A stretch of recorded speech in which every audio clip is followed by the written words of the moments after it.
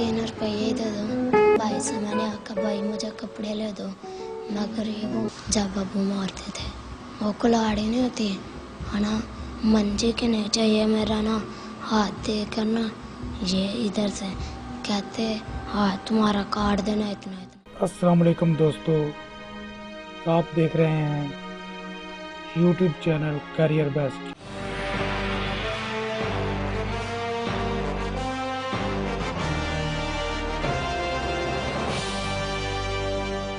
आज हम आपको दिखाने जा रहे हैं कौम के मुस्तकबिल का चेहरा, जिसे हालात ने मसख कर दिया है।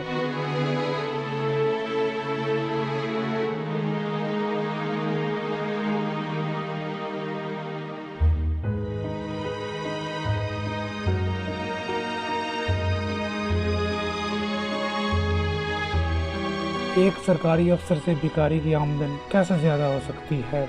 ये मकरूह धंधा हमें किस तरफ लेके जा रहा है? हर रोज सुनहरे ख्वाबों की मौत होती है। हर रोज कहीं जिंदगियों का सौदा होता है। हर रोज रोशन मुस्तकबिल सियाह रंग मोल लेते हैं। हर रोज एक माँ अपने लगते जिगर को खो बैठती है। हर रोज इस शहर में कानून की धज्जियां उड़ती हैं। ये बच्चे हमारे मुल्क का मुस्तकबिल हैं। किस तरह ये बेरहम लोग ज़हीन, तंदुरुस्त और खूबसूरत बच्चों को माजूर बनाकर भीख जैसा घिनौना धंधा करवाते हैं।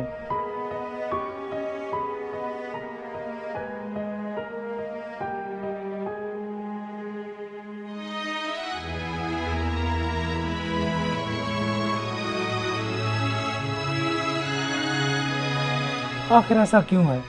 पाकिस्तान में हज़ारों की तादाद में बच्चे मुख्तलिफ सड़कों और चौकों पर भीख मांगते हैं। हालांकि पाकिस्तान के चारों सूबों में चाइल्ड प्रोटेक्शन ब्यूरो हैं, जिनका काम बच्चों को भीख मांगने से रोकना है। फिर भी हम देखते हैं कि बच्चों की बड़ी तादाद शहर के मुख्तलिफ हिस्सों में भीख मांगती नजर आती है। पाकिस्तान की बढ़ती हुई आबादी और गुर्बत न जाने कितने भिखारी पैदा कर रही है।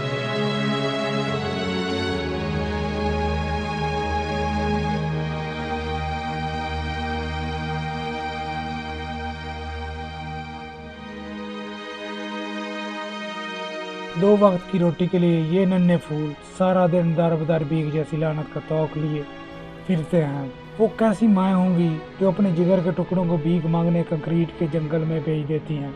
और एक सवाल जो मेरे ज़हन में हमेशा से इज़्तिराब पैदा करता है कि इन बच्चों के हाथों में कलम और किताब की बजाय भीख का कशकोल किसने थमा दिया? इसका जिम्मेदार कौन है?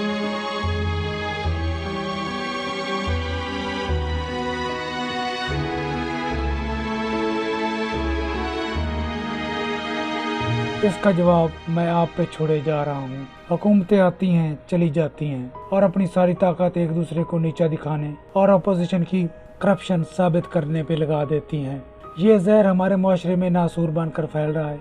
इन बच्चों का भी एक अच्छी जिंदगी पर उतना ही हक है जितना हमारे और आपके बच्चों का।